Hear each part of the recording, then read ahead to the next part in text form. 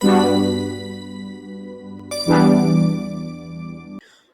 Everyone, welcome to Geo strategic insight. आज बात करते हैं थाईलैंड कंबोडिया के बॉर्डर एस्केलेशन के बारे में। ऐसा क्या हो गया कि छोटी सी बात पर एक वॉर की तैयारी शुरू होने लगी है। थंबनेल पर भी आप साफ साफ देख रहे होंगे, शिव मंदिर पर छिड़ा महासंग्राम। ये शिव मंदिर का थाईलैंड और कंबोडिया से क्या लेना देना है, पूरा मामला समझते हैं आज। आगे बढ़ते हैं तो यहाँ पे आप देखेंगे तो 24 जुलाई को क्लैश स्टार्ट हुआ और ताम्योन थॉम टेम्पल जो इनका हैगा, वहां पर 6 लोकेशंस पे ये फायरिंग स्टार्ट हुई है। थाईलैंड की तरफ से भी लॉन्च हुए F-16 एयर स्ट्राइक्स, और F-16 एयर स्ट्राइक ने कंबोडियन मिलिट्री की काफ़ी पोजीशंस को यहाँ पे धूल चटाई है।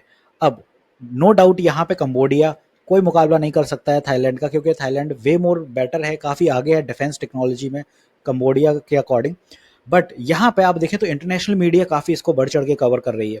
ओवरऑल आप देखें तो Thai fighter jets bomb Cambodian target as border battle escalate, और ओवरऑल हर बड़े न्यूज़ ने इसको कवर किया है। 10,000 flees their home as Thailand and Cambodia clash. अब असल में ये एरिया है कहाँ, काफ़ी लोगों को तो यहाँ ये भी नहीं पता होगा कि थाईलैंड और कंबोडिया असल में पड़ते कहाँ हैं। तो यहाँ पे आप मैप पर देख रहे होंगे तो ये अपना इंडिया हो गया, और साइड में जब आप नीचे आएंगे साउथ ईस्ट साइड तो हाईलाइटेड आपको रेड कलर में दिख रहा होगा कुछ, ये थाईलैंड का बॉर्डर है। और जस्ट बिलो थाईलैंड के यहाँ आता है कंबोडिया। दोनों का जो स्टैंड ऑफ चल रहा है वो कुछ इस रीजन में है, बिकॉज जो प्रिया विहार करके मंदिर हैगा शिव जी का, वो इसी रीजन में देखने को मिलता है। और ओवरऑल ये पूरा एरिया इनका अभी फिलहाल आप देखें तो डिस्प्यूटेड हो रखा है, और इसी पूरे एरिया में रीजन में बराबर फायरिंग होते हुए नजर आ रही है। यहाँ पर अगर आप नज़र डालो तो ये थाईलैंड हो गया, ये कंबोडिया हो गया, और ये वो एरिया है जैसा मैंने अभी आपको मैप पर दिखाया है। ये बराबर फायरिंग एरिया है जहाँ पर फायर होते हुए नज़र आ रहे हैं। एज इन इस एरिया से काफ़ी सारे सिविलियंस को वहाँ से हटाया गया और काफ़ी अंदर वाले एरियाज में उनको रीलोकेट किया गया फॉर द टाइम बीइंग। अब आने वाले दिनों में इसका क्या रूप रहेगा, क्या परिणाम रहेगा, वो समझते हैं। आप देखें तो कंबोडिया ने भी रिटेलिएट किया है, ऐसी बात नहीं है, और कंबोडिया ने भी BM-21 रॉकेट फायर किए हैं। ये इनकी मिलिट्री का वो इक्विपमेंट है जो फायर होते हुए नजर आ रहा है F-16 के लिए। हालांकि उतना बड़ा कंपटीशन तो नहीं दे पा रहे हैं, बट डेफिनेटली एक अपन को थोड़ी बहुत लड़ाई देखने को मिल रही है।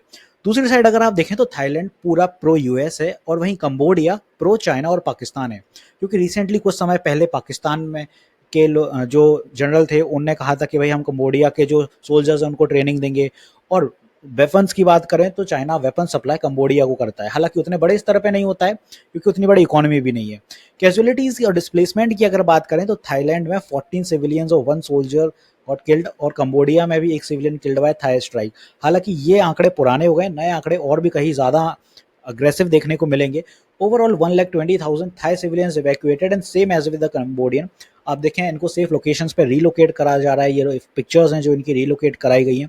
और एस्केलेशन या डिप्लोमेटिक फॉलआउट, अब यहाँ पे अगर आप देखो तो एस्केलेशन डिप्लोमेट फॉलआउट में Thai PM want the conflict could develop into war, no formal declaration yet. Mutual expulsion है, एम्बेसडर्स का दोनों देशों ने अपने एम्बेसडर्स जो थे वहां से बुला लिए हैं और डाउनग्रेड कर दिए हैं। जो डिप्लोमेटिक टाइज थे वो फिलहाल के लिए रोक लगा दी गई है। यूएन सिक्योरिटी काउंसिल ने इमरजेंसी मीटिंग भी रखी है और रिक्वेस्ट किया है दोनों नेशन से कि फिलहाल के लिए टेंशन एस्केलेट होने से रोकी जाएं और बैठकर इसका एक हल निकाला जाए। अब ये हो क्यों रहा है उस पर डिस्कस करें तो बैकग्राउंड और हिस्टोरिकल कंटेक्स्ट क्या है कि भाई सडन ये इरप्ट हो गया। डिस्प्यूटेड सेंटर अगर आप देखें तो कॉलोनियल एरा, मतलब जो ब्रिटिश कॉलोनियल एरा था उस टाइम से इनकी जो डिस्प्यूटेड एक टेरिटरी है, प्रिया विहार करके एक टेम्पल है जो शिवजी का टेम्पल है। हालांकि दोनों ही देश बुद्धिस्ट हैं, बट ये टेम्पल एज इन वो काफ़ी मान्यता है, वहाँ पे पूजे जाते हैं। और ऐसा नहीं है, उस समय जब ये टेम्पल बनाया गया था तब इंडिया के भी काफ़ी लोगों ने मदद करी थी इस टेम्पल को वहाँ बनाने में। अब ये डिस्प्यूटेड इसलिए क्योंकि कंबोडिया ने कहा था कि भाई ये हमारा हैगा, और इंटरनेशनल कोर्ट ऑफ जस्टिस में भी ये मैटर गया था और अवॉर्डेड टू कंबोडियन इन 1962 ये टेम्पल मिला। बट थाईलैंड कहता है नहीं ये हमारा है। जैसे भाई अपना इंडिया और पाकिस्तान के बीच वो कश्मीर को लेकर इशू चलता रहता है, सेम एज इट इज़ यहाँ पे इनकी भी ये डिस्प्यूटेड टेरिटरी ये वाली है। अब इधर पे ऐसा नहीं है कि 1962 के बाद कोई एस्केलेशन नहीं हुआ। पास्ट फ्लेयर जो रही हैं कि 2010 में भी कुछ इस तरह से एस्केलेशन हुए, इनके टेंशन हुई दोनों देशों में। और अब जाके यहाँ पे मई में भी आप देखें कंबोडियन सोल्जर को एक क्लैश में वो मारा गया था, और अब फिर थोड़ा सा ये अपन को देखने को मिल रहा है जुलाई में भी, और अब थोड़ा सा बड़ा रूप ले गया है। ये टेम्पल की फोटो है, काफ़ी प्राचीन मंदिर है वहाँ पे और एक हेरिटेज साइट है ये। अब की टेकअवेज़ में अगर आप यहाँ पे देखो तो काफ़ी ज़्यादा नुकसान हो गए हैं दोनों देशों के। टोल्स, डेथ टोल यहाँ पे देखें तो काफ़ी बढ़ते हुए नज़र आ रहे हैं दोनों ही देशों के। डिस्प्लेसमेंट भी काफ़ी हो गया है। ओवरऑल 1,20,000 जो वहाँ पे लोग रहते थे उस बॉर्डर एरियाज़ में, उनको शिफ्ट कराया गया अंदर के एरियाज़ में। थाई की साइड से अगर आप देखो तो F-16 जेट यूज़ करेगा कंबोडियन आर्मी की वजह से। BM-21 रॉकेट्स, आर्टिलरी और लैंड माइंस यूज़ करेगा। ओवरऑल जो फाइटिंग रही है स्प्रेड वो है 12 लोकेशंस पे गई। पहले ये 6 पे थी, बढ़ते बढ़ते ये 12 लोकेशंस पे पहुंच गई और आप काफ़ी बड़े एरिया में ये एस्केलेशन बढ़ते हुए नजर आ रहा है। अब जो इसका डिप्लोमेटिक इम्पैक्ट है तो भाई दोनों साइड के एम्बेसडर्स को रिकॉल करा लिया, मीडिएशन जो है वो रिजेक्टेड कर दिए। हालांकि यूएसए ने भी कहा है और एशियन नेशंस ने भी कहा है कि आप बैठ के बात करिए, इस तरह से वॉर से कुछ नहीं होने वाला है, बट ये दोनों नेशन अभी किसी की सुनने के लिए रेडी नहीं है।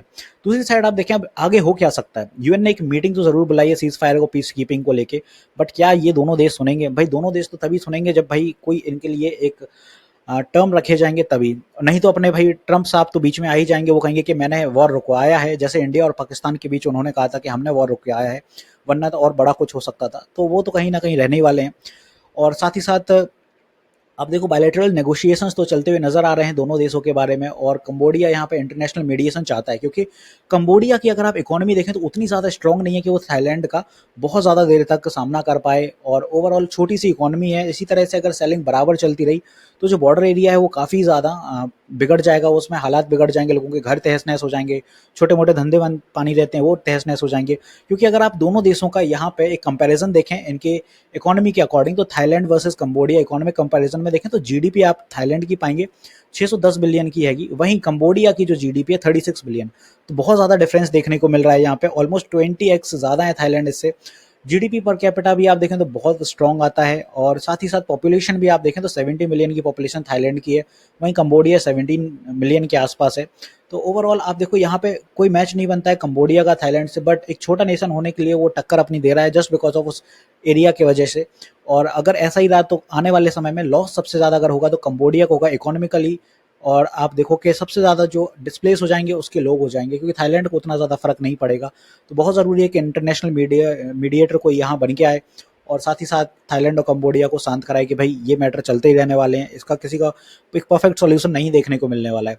तो आई होप आपको आज का टॉपिक अच्छा लगा होगा, और ऐसे ही डिफेंस से रिलेटेड टॉपिक काफ़ी अगर आप और देखना चाहते हैं, सुनना चाहते हैं, तो मेरे चैनल को सब्सक्राइब करिए। जियो strategic insight, this is me Shubham Yadav signing off.